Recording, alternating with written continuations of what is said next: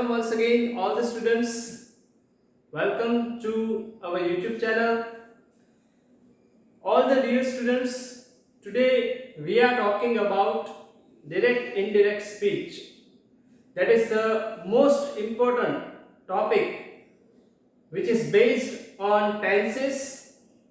We already talked about some topics which are also related to tense. Tense is the base of grammar, as we all know that. So this topic, direct indirect speech, or we can say the other topic that is also based on the tenses, they are active and passive voice, and on the basis of tenses you also learn some related topics like change the text. In change the text, you have to change the paragraph into other tenses that is given to you at some of the tense. Example for, if you have the paragraph in simple present tense, so you have to change that paragraph either into simple past tense or continuous past tense or the future tense. So that is change the text, or change the text is also asked to the students of standard 11th and standard 10th as a singular plural, or we can say that topic is also change the text is asked to singular plural or change the gender. But friends, this topic direct indirect is asked in your paper for standard 9th, 10th, 11th and 12th, for all of those students. This topic is asked in your paper for 4 marks. This topic contains 4 marks in your paper.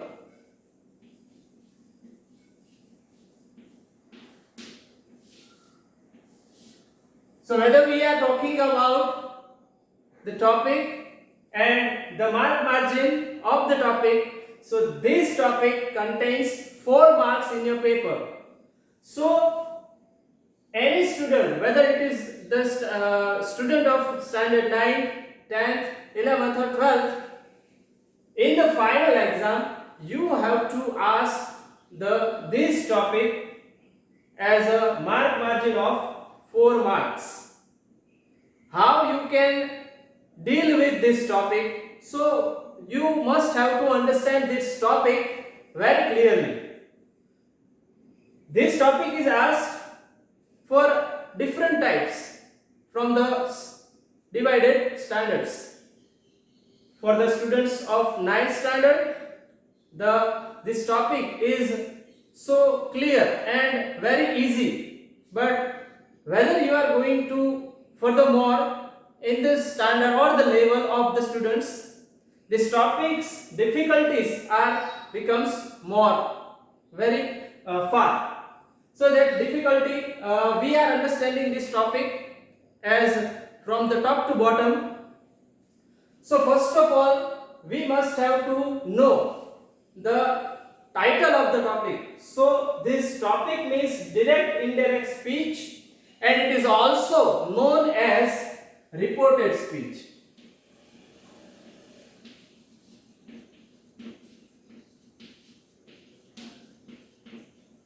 So reported speech or direct indirect speech, these both are the name or synonym words. This topic is also known as reported speech, and this topic contains 4 marks. First of all, we have to understand the definition of direct and indirect. Okay. So what is direct speech?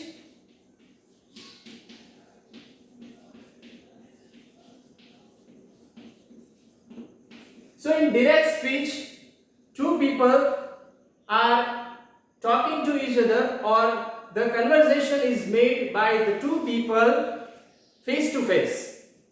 While two people are talking to each other face to face, and that type of talking or the conversation is called direct speech. When two people are, or we can say the two people are talking and we are watching that, that is direct speech. And what is indirect? So those two peoples are talking and we are the witness of that conversation, and we are telling that conversation to other person or the third person. So that type of conversation that we translated to that third person, that is called indirect speech. In Gujarati we can say, if I explain this in Gujarati, તો કોઈ બે વ્યક્તિ વચ્ચે જો વાતચીત થતી હોય, મોઢા મોઢની જે વાતચીત થતી હોય બે વ્યક્તિ વચ્ચે,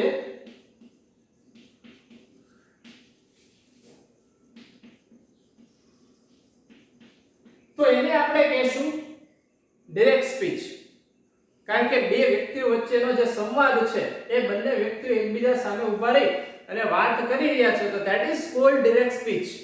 એને આપણે ડાયરેક્ટ સ્પીચ છે એ કહીશું, અથવા તો એમ કહી શકાય કે પ્રત્યક્ષ સંવાદ. ડાયરેક્ટ સ્પીચ, પ્રત્યક્ષ સંવાદ. તો ઇનડાયરેક્ટ સ્પીચ એટલે શું? તો કે આ બે વ્યક્તિઓ વચ્ચે થયેલી વાતચીત છે એને કોઈ ત્રીજા વ્યક્તિને કહેવામાં આવે, તો that is called indirect speech. Example for, તમારો કોઈ મિત્ર છે તો એ મિત્ર સાથે તમે વાત કરો છો, તો that is direct speech. You asking them how are you, what is going on. These questions are you asked, and in the reply he tell you what is going on in his or her life. So this conversation is called direct speech. આ જે વાતચીત થાય છે એને કહેશું આપણે direct speech. પણ કોઈ અન્ય વ્યક્તિ એ વસ્તુ સાંભળે છે અને પછી બીજા વ્યક્તિને જઈને કહે છે જ્યારે, તો એને આપણે કહેશું indirect speech. પણ એની અંદર જે વાતચીત છે અથવા તો એ જે વાતચીતનો અર્થ છે એમાં જે છે એ કોઈ પણ પ્રકારનો ફેરફાર છે આવવો જોઈએ નહીં. ફેરફાર એટલે કેવો? તો કે ભાઈ એનો અર્થ છે, અર્થ ફરી જવો જોઈએ નહીં. આ રીતે તમે ડાયરેક્ટ ઇનડાયરેક્ટ સ્પીચ છે શીખી શકો. હવે ડાયરેક્ટ ઇનડાયરેક્ટ સ્પીચ જે આપણે જોશું, તો એની અંદર ફેરફારો મુખ્ય કયા કયા છે? Which are the changes that you have to know most? તમારે કયા કયા ફેરફાર છે એ સૌથી પહેલા વધારે સમજવા જોઈએ. તો એ ફેરફાર એ પહેલા આપણે ડાયરેક્ટ ઇનડાયરેક્ટ સ્પીચ એની અંદર કયા કયા અંગો આવે છે, અથવા તો આપણે કહીએ કે parts of indirect speech or reported speech, એની વાત કરીએ તો જો તમને એક વાક્ય આપણે અહીં આપ્યું હોય, that Kuldeep said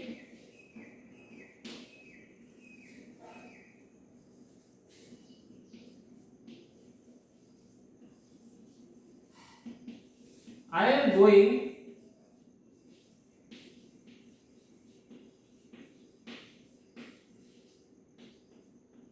to Bhavnagar.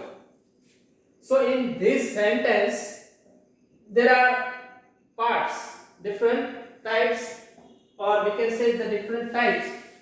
Here we are adding some more things to understand this very clearly.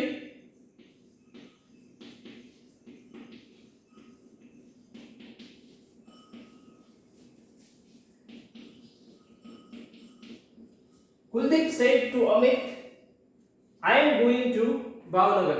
In this sentence you have to understand the parts that is used in indirect speech. So the person who is speaking, કે જે વ્યક્તિ બોલી રહ્યો છે, જો આ જે બાબત છે આ બધી અલગ અલગ એના પાર્ટ્સ છે એને આપણે સમજવાનું છે. તો એમાં the person who is talking or speaking, that is called speaker, or we can say the subject, કે કર્તા છે. બરોબર, આપણો કર્તા છે અથવા તો બોલનાર છે.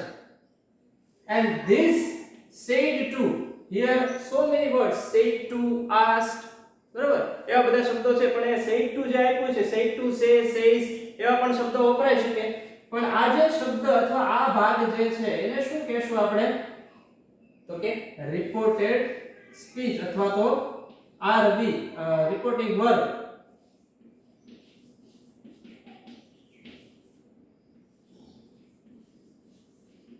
This thing is called reporting verb, and the person who is listening at that time when the conversation is going on, કે જ્યારે કોઈ વાતચીત થતી હોય જે વ્યક્તિ સાંભળી રહ્યો છે, that is also called in English listener, or in other terms it is also said as an object. જેને આપણે ઓબ્જેક્ટ પણ કહેશું, કર્મ એટલે કે આ કર્તા છે, આ રિપોર્ટિંગ વર્બ છે અને આ કર્મ છે. This reporting verb is called as RV. This is subject, this is RV and object, or we can say the listener. Then into inverted comma this sentence is given into whatever tenses. કોઈ પણ જે tense છે એની અંદર તમને વાક્ય જે આપેલું છે, પણ ઇન્વર્ટેડ કોમામાં જે તમને વાક્ય આપ્યું બે રીતે પૂછાય છે. કાં તો આ રીતના સિમ્પલ સિંગલ વાક્ય તમને આપ્યા હોય તો એ તમને ઇન્વર્ટેડ કોમામાં આપ્યા છે, પણ મોટા ભાગે હવે વિદ્યાર્થીઓને કેવી રીતે પૂછાય છે તો કે in the form of dialogue, કે ડાયલોગ સ્વરૂપે જ્યારે તમને પૂછાયેલું હોય તો એમાં ઇન્વર્ટેડ કોમા આપ્યા નહીં હોય, પણ કોઈ વ્યક્તિ વાત કરતું હોય તો ડાયલોગ સ્વરૂપે આપ્યું હોય તો આ જે બે ટપકા છે કોલમ, તો એ બે ટપકા છે એ શું દર્શાવે છે? સેડ ટુ દર્શાવે છે. બરાબર, આપણે જ્યારે પણ ડાયલોગ વાંચતા હોય ત્યારે પણ આપણે એ રીતે વાંચતા હોય કે સુકે ટુ સેડ, પછી જેનો ડાયલોગ હોય આપણે વાંચતા હોય છે, તો એ બે ટપકા પછીનું જે સેન્ટેન્સ છે એ આ હશે. આને આપણે કયા નામે ઓળખશું તો કે direct speech,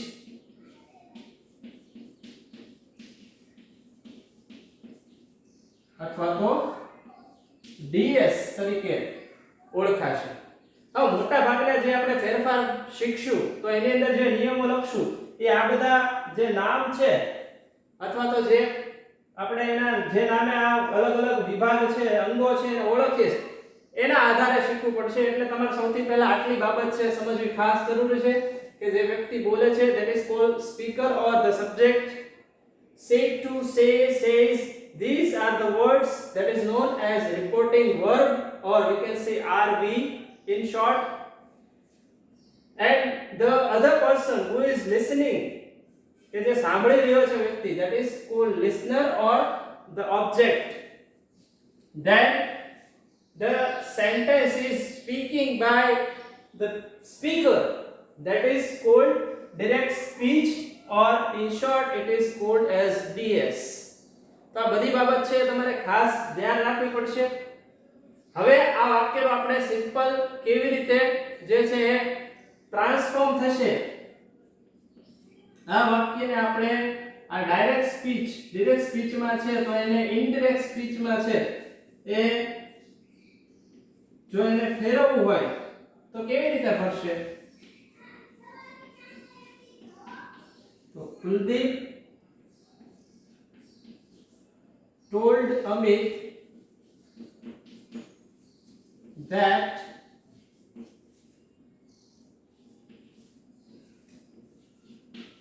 he was going to Bhavnagar. તો આ રીતે તમારું સેન્ટેન્સ છે ચેન્જ થશે.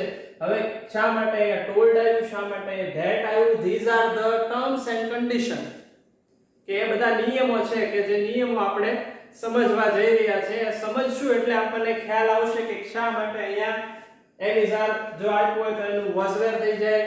તમે જે અગાઉના ધોરણમાં શીખી ગયા છો તો તમને ખ્યાલ જ હશે, પણ તેમ છતાં આપણે પહેલેથી જે બાબત સમજવાની છે એટલા માટે કે આમાં જે કંઈ પણ ચેન્જીસ થાય છે તો એ ચેન્જીસને આપણે સમજવા જરૂરી છે. હવે સૌથી પહેલા જો કોઈ ચેન્જીસની વાત કરીએ તો એમાં ફેરફારો મુખ્યત્વે મૂળ કયા છે એ ફેરફારો વિશે વાત કરીએ.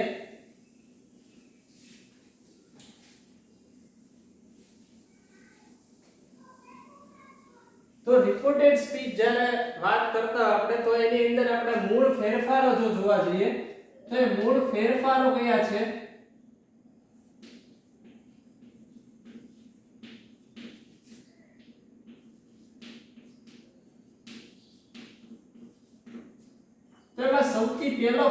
જે તમારે કરવાનો થાય when you are going to change the paragraph or the dialogue or the sentences or dialogue into indirect speech, you must have to understand the changes which are going to happen.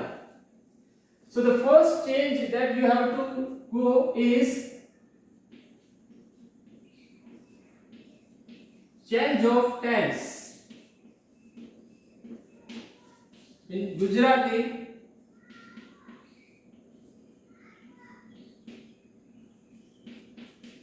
કાળમાં ફેરફાર, બરાબર, change of tense, કાળમાં થતો ફેરફાર એ સમજવો પડે. Second thing is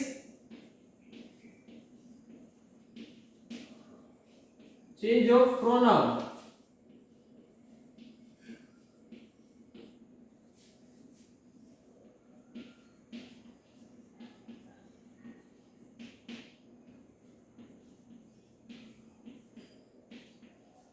it means સર્વનામમાં પરિવર્તન. તો સર્વનામમાં પણ એમાં ફેરફાર છે એ કરવા પડે છે. Then the next thing is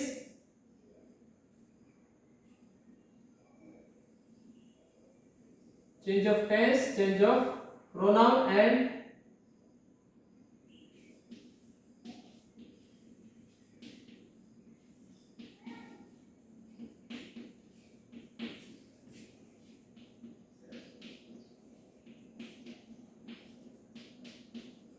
કે નિશ્ચિત શબ્દોમાં થતો ફેરફાર, કે અમુક કોઈ ચોક્કસ શબ્દો છે, change in a particular words, કે કોઈ પર્ટિક્યુલર શબ્દો છે, ચોક્કસ શબ્દોમાં થતો ફેરફાર.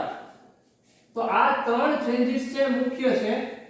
આ સિવાય જે તે તમારે સેન્ટેન્સ આવશે, weather it is assertive sentence, it is interrogative sentence, exclamatory sentence, તો એ દરેક પ્રકારના વાક્ય પ્રમાણેના જે ફેરફાર થશે એ તો આવશે જ, પણ મુખ્યત્વે તમારું 50% કામ જો ડાયરેક્ટ ઇનડાયરેક્ટ સ્પીચ અથવા તો રિપોર્ટેડ સ્પીચ તમારે શીખવી હોય તો આ કાર્ય તમારે સૌથી પહેલા કરવું જોઈએ અને શીખવું જોઈએ. શું? તો કે સૌથી પહેલું change of tense, change of pronoun અને નિશ્ચિત શબ્દોમાં થતા ફેરફારો છે એ તમારે ખાસ સમજવા જોઈએ. અને આ બધા ચેન્જીસ છે એને આપણે શેના દ્વારા સમજશું? તો કે કોષ્ટક દ્વારા છે એને સમજવાનો પ્રયત્ન કરીએ.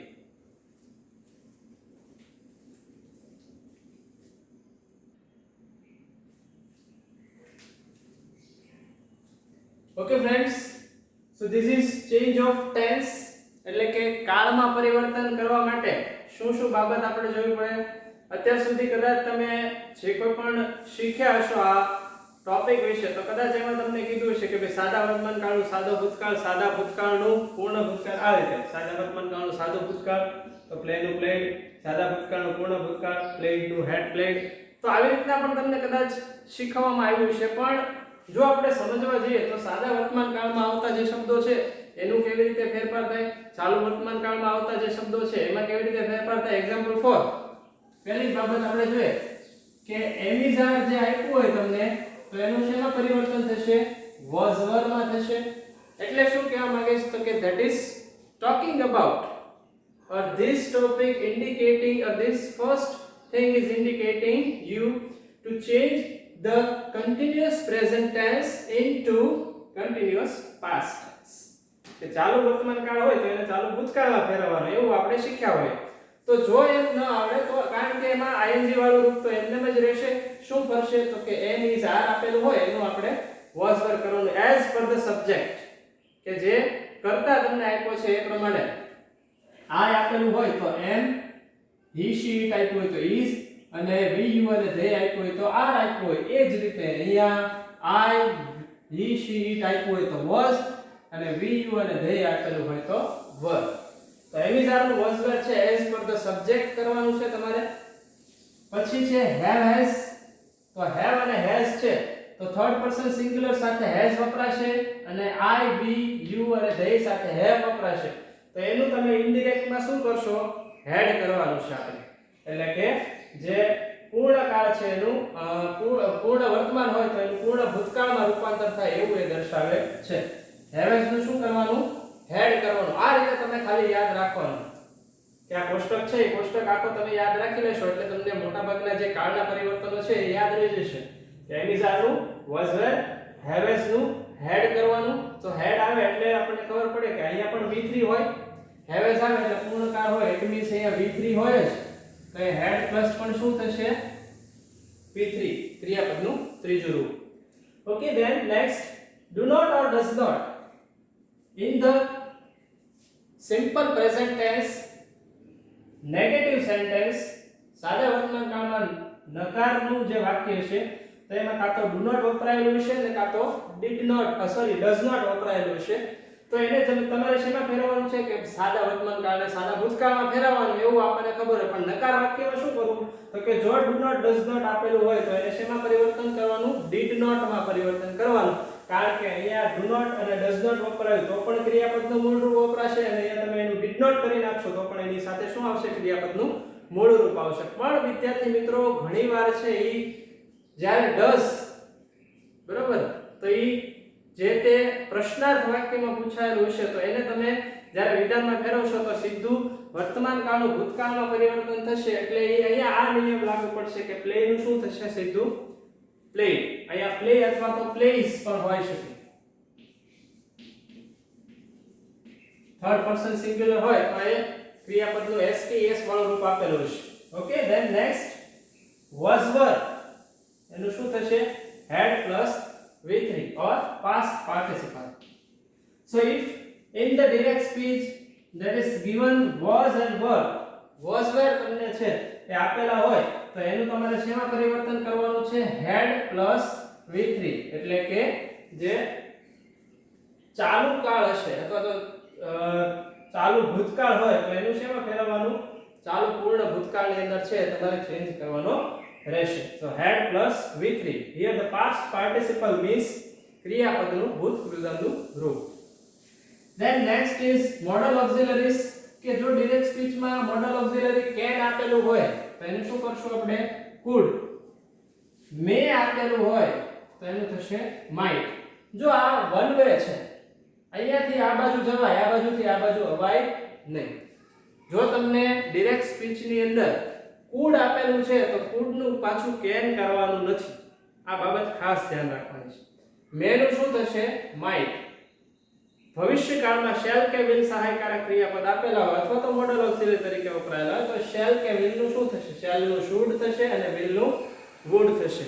અથવા તો આપણે જે બેઝિક કોન્સેપ્ટ છે એ મુજબ સમજવા જઈએ તો સાદો વર્તમાન કાળ હોય the simple present tense it is changed into indirect speech as simple past tense કે એનો સાદા ભૂતકાળમાં પરિવર્તન થશે. જેમ કે ક્રિયાપદ જોઈએ તો play અથવા plays આપેલું હોય બરોબર તો એનું શેમાં પરિવર્તન થશે played માં એટલે કે ભૂતકાળનું રૂપ થશે.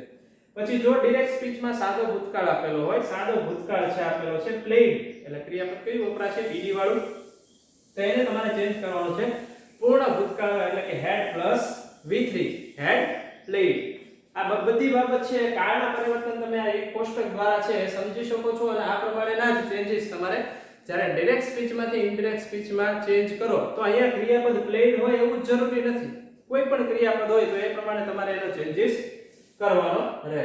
Okay, next we are going to understand and learn about change of pronoun.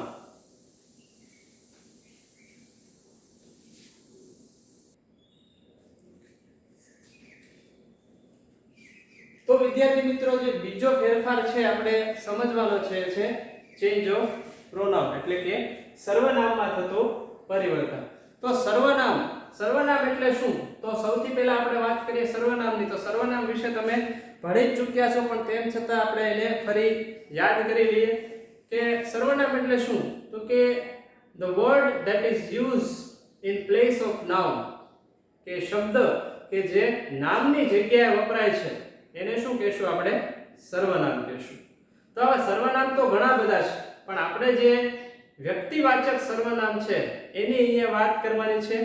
એને લગતો કોષ્ટક પણ તમે છે એ સમજ્યા હશો બરોબર. તમારા જે રિસ્પેક્ટેડ ટીચર છે એને તમને સમજાવ્યો જ હશે કોષ્ટક.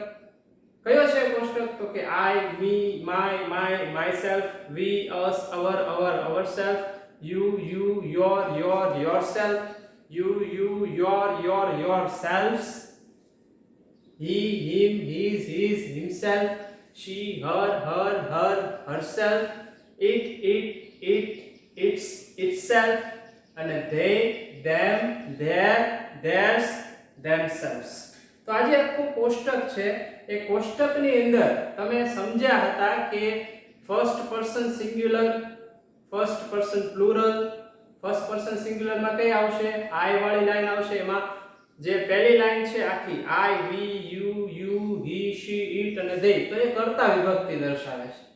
બીજો જે બાબત છે તો જે I પછી આવે me, તો એ જે બીજી કોલમ છે એ શું દર્શાવે છે?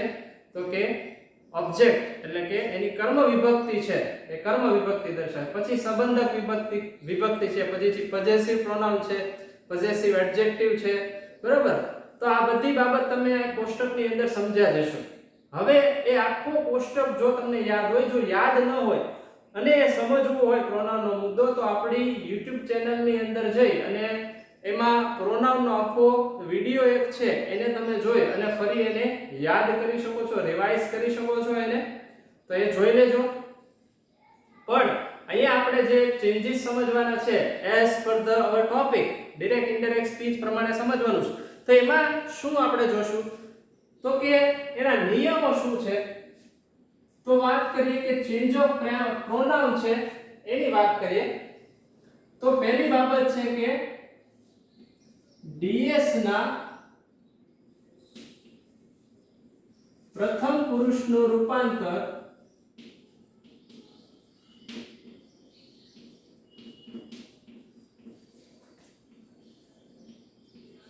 આરવી ના કર્તા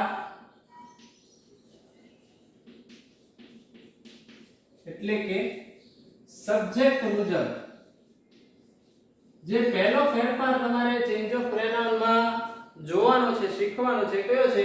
તો કે ડીએસ ના પ્રથમ પુરુષનું રૂપાંતર કોના મુજબ થશે? તો કે આરવી ના કર્તા એટલે કે સબ્જેક્ટ મુજબ છે એનો ફેરફાર થશે. હવે ડીએસ ના પ્રથમ પુરુષમાં કઈ કઈ બાબત આવી શકે? તો એના પ્રથમ પુરુષમાં હોઈ શકે I, me, my, mine અને myself. પછી તો કે we, us, our, ours અને ourselves. તો આ ડીએસ ના પ્રથમ પુરુષ તરીકે છે એ હોય શકે. ડીએસ મીન્સ આપણને ખબર છે ડાયરેક્ટ સ્પીચ, જે આપણે ઇન્વર્ટેડ કોમામાં લખ્યા તો વાક્ય, એની અંદર જો આમાંથી કોઈ પણ એક પ્રોનાઉન આપેલું હોય, I, me, my, mine, myself, we, us, our, ours, ourself આપેલું હોય, તો તમારે ફેરફાર કોના મુજબ કરવાનો છે? તો કે આરવી ના કર્તા મુજબ છે એનો ફેરફાર કરવાનો છે. આરવી મીન્સ તો કે રિપોર્ટિંગ વર્બ. એ આપણે જોયું હતું કે વાક્યમાં આ બાજુ આવતું હતું said to વર્ડ. તો આરવી નો કર્તા કોણ હોય? તો કે બોલનાર. અહીંયા સબ્જેક્ટ અથવા તો આપણે એવું પણ કહી શકીએ કે જે આરવી નો બોલનાર છે એ બોલનાર મુજબ તમારે ફેરફાર કરવાનો થાય. હવે એક બાબત સમજીએ તો જો આરવી તરીકે કોઈ વ્યક્તિ બોલી રહ્યો છે, એ કોઈ છોકરો છે, તો એનો ચેન્જીસ કોના મુજબ થશે? તો કે એનો ચેન્જીસ થશે he, him, his, himself. જો એ છોકરો અથવા તો બોલનાર વ્યક્તિ છે, પુરુષ છે, તો એનો ફેરફાર ને એકવચનમાં આપેલું છે તો I, me, my, mine, myself વાળી જે લાઈન છે તો I નું થશે I આપ્યું હોય તો he થાય, me આપેલું હોય તો him થાય, my આપેલું હોય તો his થાય, mine આપ્યું હોય તો પણ his થાય અને myself આપ્યું હોય તો પણ himself થશે.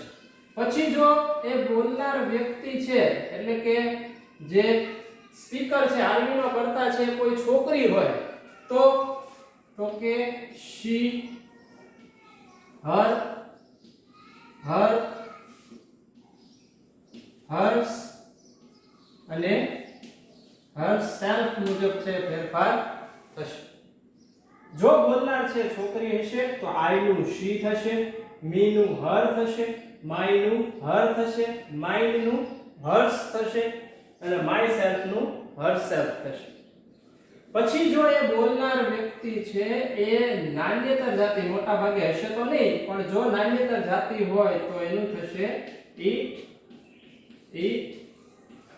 ઇટ્સ અને ઇટસેલ્ફ. બરાબર, આ જગ્યા મોટા ભાગે ક્યાં હશે નહીં. માઇન્ડ તરીકે કોઈ વ્યક્તિ એટલે કે પ્રાણીઓ છે વાતું કરતા ન હોય. પછી તો કે જ્યારે વી તરીકે આપેલું હોય એટલે કે બહુવચન, જો બોલનાર બહુવચનમાં છે, બોલનાર જે છે આપણે ડીએસ નો જે બોલનાર છે, બરોબર, ડીએસ ના પ્રથમ પુરુષનું રૂપાંતર તો એ આરવી ના કર્તા મુજબ, તો એ કર્તા છે એ બહુવચનમાં આપેલો છે, તો તમને આમાંથી કોઈ એક પ્રોનાઉન આપેલો છે એટલે કે વી, અસ, અવર, અવર્સ કે અવરસેલ્ફ જો આપેલું હોય તો એનો ચેન્જ કેમ થશે તો કે વી નું ધે, ધેમ, ધેર, theirs અને themselves. ખાસ વિદ્યાર્થી મિત્રો યાદ રાખજો કે જ્યારે તમને ડાયરેક્ટ સ્પીચ ની અંદર જે ઇન્વર્ટેડ કોમામાં વાક્ય છે એમાં તમને આ જે શબ્દ એટલે કે પ્રોનાઉન આપેલા છે આ બેમાંથી એક જ હશે, એટલે કે ડીએસ ના પ્રથમ પુરુષનું રૂપાંતર આપણે પહેલો નિયમ સમજીએ તો આમાંથી કોઈ શબ્દ આપેલા હોય તો જો છોકરો હોય તો આઈ નું હી, મી નું હિમ, માય નું હિઝ, માઇન નું હિઝ અને માય સેલ્ફ નું હિમસેલ્ફ. જો બોલનાર છોકરી હોય તો આઈ નું શી, મી નું હર, માય નું હર, માઇન નું હર્ષ અને માય સેલ્ફ નું હરસેલ્ફ થશે. નાન્યતર જાતિ હોય તો ઇટ, ઇટ્સ અને ઇટસેલ્ફ. અને જો બહુવચનમાં આપેલો હોય કરતા તો વી નું ધે, અસ નું ધેમ, અવર નું ધેર, અવર્સ નું ધેર્સ અને અવરસેલ્વ્સ નું થશે ધેમસેલ્વ્સ. આ એક બાબત છે, ખાસ ધ્યાન રાખી લેજો. જોઈએ આપણે એના એક બે ઉદાહરણ સમજીએ, એના ઉદાહરણ જોશું એટલે તમને વધારે ખ્યાલ આવશે. પણ એ પહેલા આખી બાબત છે એને આપણે સમજી લઈએ. એના જે નિયમો છે એ નિયમ પહેલા આખા સમજી લઈએ, પછી એના ઉદાહરણો છે એની વિશે પણ આપણે ચર્ચા કરશું કે જેનાથી ખ્યાલ આવે. તો તમને આ પહેલો નિયમ છે સમજાય જવો જોઈએ કે ડીએસ ના પ્રથમ પુરુષનું રૂપાંતર આરવી ના કર્તા એટલે કે બોલનાર અથવા તો સબ્જેક્ટ મુજબ છે એનો ફેરફાર થાય, એટલે કે આઈ, મી, માય, માઇન, માયસેલ્ફ અથવા વી, અસ, અવર, અવર્સ, અવરસેલ્ફ જો આપેલું હોય તો એનું ત્રીજો પુરુષ એકવચન અથવા તો ત્રીજો પુરુષ બહુવચન પ્રમાણે ફેરફાર થશે. Now we are going move further. તો બીજો જે નિયમ છે એ શું છે તો કે ડીએસ ના બીજા પુરુષનું રૂપાંતર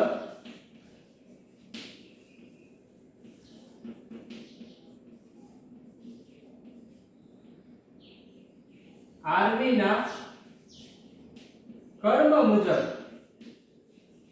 કર્મ એટલે કે ઓબ્જેક્ટ, ઓબ્જેક્ટ જે આપણે હતો સાંભળનાર, બરોબર ને, આપણે સાંભળનાર તરીકે છે એનો ફેરફાર કરવાનો થશે. હવે આ સાંભળનાર જે છે તો એ સાંભળનાર કોણ હોઈ શકે તો કે અથવા તો આપણો જે ડીએસ નો બીજો પુરુષ છે તો એ બીજો પુરુષ કોણ હોઈ શકે તો કે બીજા પુરુષ તરીકે તમને આપ્યું હોય યુ,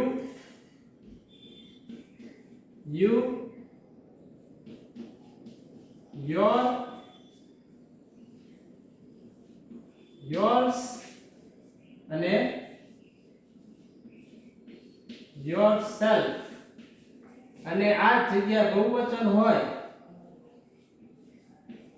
તો આવે yourselves.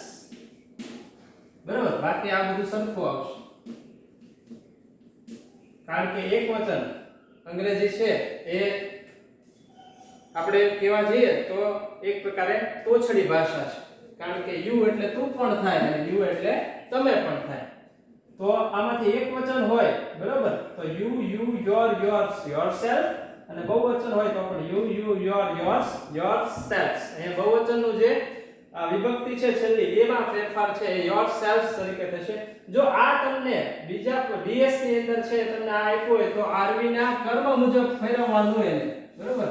આરવી નો કર્મ એટલે કોણ તો કે સાંભળનાર વ્યક્તિ જે છે, બરાબર. કે સાંભળનાર વ્યક્તિ એકવચન હોય તો એ પ્રમાણે, બહુવચન હોય તો એ પ્રમાણે. તો જો આ રીતના આપ્યું હોય તો પણ શું થશે? તો કે he, she, it અને they વાળી જે લાઈન હમણાં આપણે લખી હતી પ્રોનાઉનની એ પ્રમાણે. જો એકવચનમાં આપ્યું હોય તો અને છોકરો હોય સાંભળનાર તો he, his, himself મુજબ ફેરફાર થાય. પછી જો છોકરી હોય એ સાંભળનાર તો you નું શું થશે? she.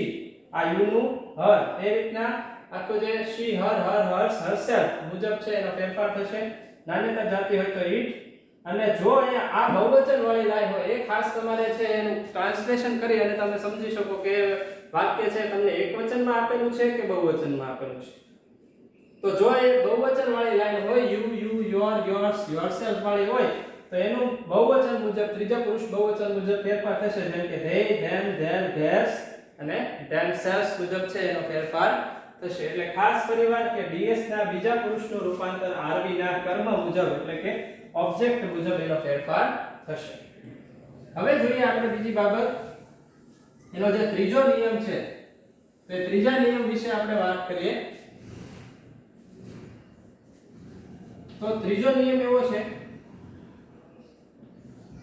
કે ds ના ત્રીજા પુરુષનું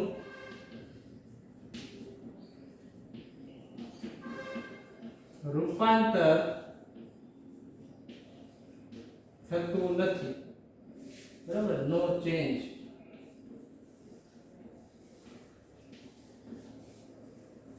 આ નિયમ ખાસ સમજવા જેવો છે. ઘણીવાર છે વિદ્યાર્થી મિત્રો આમાં પણ ભૂલ કરતા હોય કે ભાઈ જ્યાં ચેન્જ નથી કરવાનો ત્યાં ચેન્જ કરી નાખતા હોય. એટલે કે શું?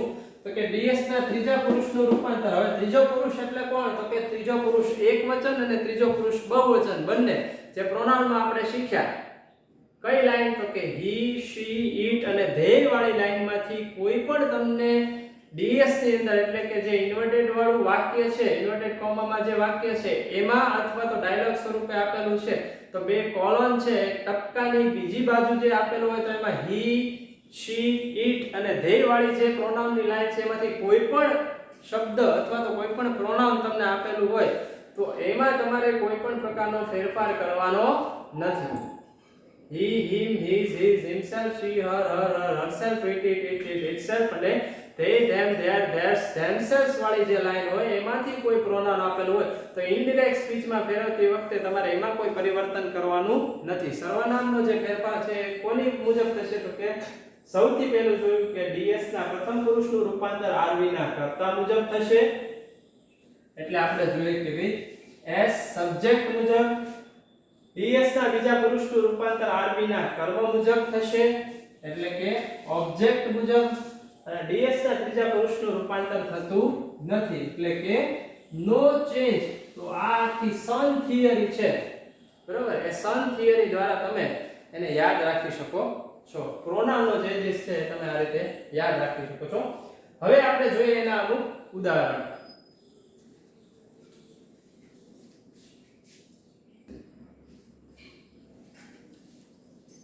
ઓકે વિદ્યાર્થી મિત્રો, તો તમે સ્ક્રીન ઉપર ત્રણ ઉદાહરણ છે જોઈ શકો છો.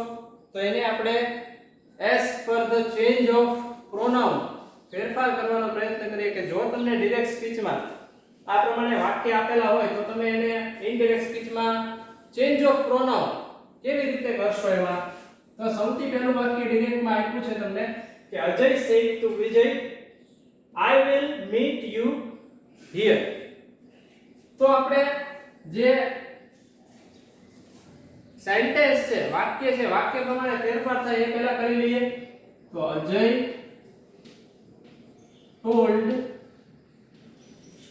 વિજય. હવે વિધાન વાક્યમાં છે એ said to નું told થાય, પછી કોમા ઇન્વર્ટેડ કોમા હટાવી લો એટલે સંયોજક તરીકે મૂકવું પડે that. આ નિયમો આપણે સમજશું તે, પણ અત્યારે હું તમને એમ કહેતો જાઉં છું. હવે આપણે કરવાનો છે ચેન્જ ઓફ પ્રોનાઉન. તો સૌથી પહેલા આપણે જોઈ લઈએ કે પ્રોનાઉન કયા કયા છે. તો આ બે પ્રોનાઉન અહીંયા આપણને આપેલા છે. તો સૌથી પહેલો નિયમ આપણે ચેન્જ ઓફ પ્રોનાઉનમાં જોયો તો કે ds ના પહેલા પુરુષનું રૂપાંતર rv ના કર્તા મુજબ કરવું. તો હવે ds છે, આ વાક્ય છે જે આપેલું છે આપણને ખ્યાલ છે ds છે, તો એનું રૂપાંતર કોના મુજબ કરવાનું છે આપણે? તો કે કર્તા મુજબ એટલે કે બોલનાર મુજબ એનો ફેરફાર કરવાનો છે અને એમાં આપણે જોયું હતું કે જો આઈ આપેલું હોય તો એનું જો છોકરો હોય તો શેના મુજબ થશે આઈ નું સીધું થશે હી so that આઈ નું થઈ જશે હી અજય છે એ છોકરો છે બોલનાર બરાબર અને પછી તો કે will છે એનું આપણે કાળ પરિવર્તનમાં શીખ્યા હતા will નું થશે would meet નું meet જ રહેશે કારણ કે મોડલ ઓક્સિલરી સાથે હંમેશા શું આવશે ક્રિયાપદનું મૂળરૂપ આવશે પછી આવે છે યુ તો જે આપણે બીજો નિયમ જોયો તો કે ભાઈ ડીએસ ના બીજા પુરુષનું રૂપાંતર કોના મુજબ થશે તો કે આરવી ના કર્મ મુજબ એટલે કે સાંભળનાર મુજબ થશે તો અહીંયા અજય અને વિજય છે તો અજય વાક્ય કહે છે અને વિજય છે સાંભળે છે તો બોલનાર કોણ થાય છે વિજય તો આ યુ નો ફેરફાર છે એ શેના મુજબ થશે વિજય મુજબ થશે પણ અહીંયા વાક્ય શું છે એ પણ સમજવું જરૂરી છે કારણ કે તમને જે પ્રોનાઉન માં તમે સમજાતા તો એમાં ચાર યુ આવે એક તો એકવચનના બે આવશે કર્તા અને કર્મ અને બહુવચનના કર્તા અને કર્મ છે યુ યુ યુ યુ એવા ચાર યુ છે આવશે એમાંથી એકનો અર્થ તું અને તમે થશે તને અને તમે અને તમને એવો અર્થ છે એનો થશે જો તમને સમજાવવાનો પ્રયત્ન કરું છું કે આવા ચાર યુ તમને પ્રોનાઉન માં આપ્યા છે આ યુ નો અર્થ થશે તું આનો અર્થ થશે તમે એટલે કે બહુવચન વાળું યુ છે પછી બીજું કર્મ વિભક્તિ વાળું આવે યુ તો એનો અર્થ થશે તને અને આનો અર્થ થશે તમને એટલા માટે જો તમારે આ સમજવું હોય તો એનું તમારે ટ્રાન્સલેશન છે કરવું પડે ગુજરાતી છે એનું કરવું પડે તો અહીંયા વાક્ય શું છે કે Ajay said to Vijay I will meet you hear કે હું તને અહીંયા મળીશ તો કયા અર્થમાં છે તનેના અર્થમાં એટલે કે કર્મ વિભક્તિમાં છે ઘણીવાર કેવું થાય કે યુ આપેલું હોય એટલે આપણે સીધું વિજય મુજબ શું લખી નાખીએ ત્રીજો પુરુષ એકવચન થાય એટલે હી લખી નાખીએ પણ હી નહીં આવે અહીંયા શું આવશે તનેના અર્થમાં છે એટલે ત્યાં આવશે હિમ કે હી વુડ મીટ હિમ પછી નિશ્ચિત શબ્દોમાં જે ફેરફાર થાય તો એમાં હિયર નું શું થઈ જશે ધ્યાન થઈ જશે અને કોમા અને ઇન્વર્ટેડ કોમા છે એ ઇનડાયરેક્ટ સ્પીચમાં જ્યારે તમે વાક્યને ચેન્જ કરો ત્યારે નીકળી જાય આ બાબત ખાસ સમજો જો તમે કે આ ચારમાંથી કયો યુ આપેલો છે તમે ભાષાંતર કરશો તો જ તમને વધારે ખ્યાલ આવશે હજી એકવાર ફરીવાર પહેલું વાક્ય છે આપણે પહેલા જોઈ લઈએ કે અજય સેડ ટુ વિજય આપેલું છે તો આપણો બોલનાર છે આ સાંભળનાર છે સબ્જેક્ટ છે ઓબ્જેક્ટ છે સર્વનામમાં ફેરફાર મુખ્ય કયા કરવાનો છે તો કે બે સર્વનામ આપેલા છે આઈ અને યુ આપેલું છે તો આપણે પહેલો નિયમ જોયો તો કે ડીએસ ના પ્રથમ પુરુષનું રૂપાંતર આરબી ના કર્તા મુજબ તો I we you they he she sorry જે I me my my myself he us herself એ પહેલો પુરુષ છે તો એનું રૂપાંતર કર્તા મુજબ કર્તા એકવચનમાં છે અને છોકરો છે એટલે આઈ નું શું થશે હી જો છોકરી હોય તો શી થાય પછી તો કે વિલ નું વુડ મીટ નું મીટ અને યુ જે આપેલું છે એટલે કે ડીએસ ના બીજા પુરુષનું રૂપાંતર આરબી ના કર્મ મુજબ તો એ આરવી છે તો આરવી ના કર્મ કોણ છે તો કે વિજય એટલે કે એ સાંભળનાર છે તો પણ એ કયા અર્થમાં છે યુ એ ખાસ આપણે જોવું રહ્યું નેક્સ્ટ સેન્ટેન્સ જોઈએ કે the boy said to a girl એક છોકરાએ છોકરીને કહ્યું તો આપણે પહેલા લખી લઈએ ધ બોય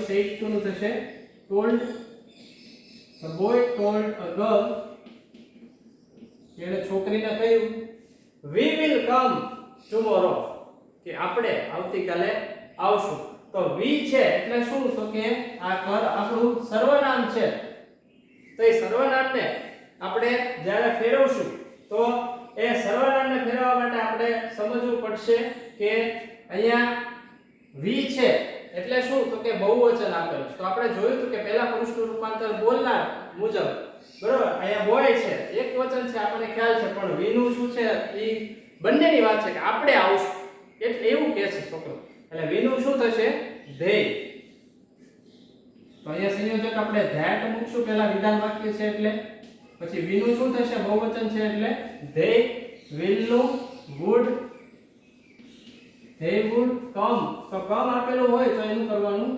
go પછી tomorrow છે તો the next day આ બધા નિશ્ચિત શબ્દોના ફેરફાર છે. હમણાં આપણે નિશ્ચિત શબ્દોનો કોષ્ટક સમજીએ ત્યારે આપણે જોઈએ. એના પછી વાક્ય તમને આપ્યું હોય કે ભાઈ Ram said to Shyam, I will give you my email ID. તો અહીંયા પહેલા તો સર્વનામ જોઈ લઈએ. I અને you આપેલા છે, બરાબર. Ram said to Shyam, I will give you my email ID અને આ પણ છે my, બરાબર. તો આ ત્રણ સર્વનામો છે. એક થી વધારે, બે થી વધારે, ત્રણ પણ હોઈ શકે. તો આપણે જોઈએ તો પેલા રામ told Shyam, સંયોજક ભેટ મૂકી દઈએ કારણ કે વિધાન વાક્ય છે. હવે આનું રૂપાંતર કોના મુજબ થશે? વેરી ગુડ, બોલનાર મુજબ. આઈ નું શું થશે? બોલનાર મુજબ. એટલે કે રામ મુજબ શું થશે? he will નું would, give નું give મૂળ ક્રિયાપદ એમનેમ જ રહેશે. તો અહીંયા આપણે વાક્યને હવે યુ આવ્યું એટલે ફરીવાર આપણે એનું ભાષાંતર કરવું પડશે કે I will give you my email ID, કે હું તને મારું ઈમેલ આઈડી આપીશ. તો હું આવ્યું? તું આવ્યું નહીં, તને. કે હું તને મારું ઈમેલ આઈડી આપીશ. તો તને છે એ કર્મ વિભક્તિ છે એટલે સાંભળનાર છે શ્યામ છે એટલે છોકરો છે એટલે એનું પણ કર્મ વિભક્તિ થશે. એટલે કે કર્મ વિભક્તિ એટલે you. તો એવી રીતે he him. તો I will he would give him. પછી my. તો જેવી રીતે આપણે કોષ્ટક જોયો તો કોષ્ટક આપણે યાદ કરીએ તો I, me અને my હતું. તો એનું તમારે he મુજબ ફેરફાર કરવા જાઓ તો he, him અને શું આવશે? his. તો આવી રીતના તે આવશે. my નું શું થશે? his. જેવી રીતે આપણે me નું શું કર્યું? him કર્યું, બરાબર. આ I નું છે આપણે he કરીએ છીએ. એવી રીતે me હોય તો him થાય અને my હોય તો his થાય. તો my નું શું થઈ જશે અહીંયા? his email ID.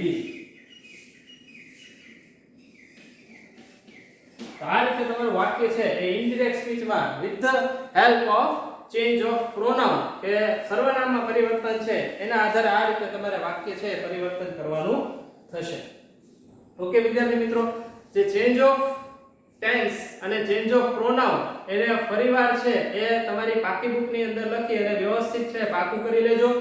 Next video લેક્ચરની અંદર જે આપણે હજી એક ફેરફાર બાકી છે કે જેનું નામ છે ચેન્જ ઓફ પર્ટિક્યુલર વર્ડ્સ, બરાબર, કે નિશ્ચિત શબ્દોમાં થતો ફેરફાર છે.